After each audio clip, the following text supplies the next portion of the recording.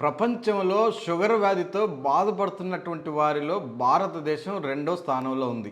అంతర్జాతీయ ఆ, ఆ, సర్వే ప్రకారము భారతదేశం చైనా తర్వాత రెండో స్థానంలో ఉందని చెప్తున్నారు. ప్రపంచంలో షుగర్ వ్యాధితో బాధపడే ప్రతి నలుగురిలో ఒక ఇండియన్ ఉన్నారు అన్న నివేదికలు సర్వేలు చెప్తున్నాయి.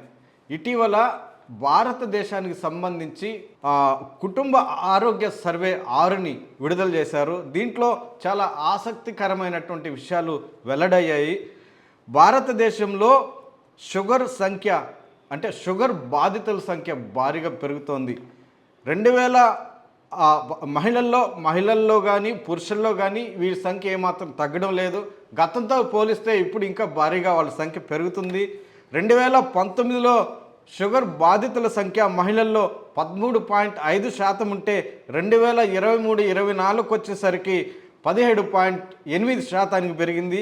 అలాగే పురుషుల్లో 2019లో ఒకసారి చూస్తే 15.6% ఉన్నటువంటి షుగర్ బాధితుల సంఖ్య 2023-24 వచ్చేసరికి 20.9% పెరిగింది.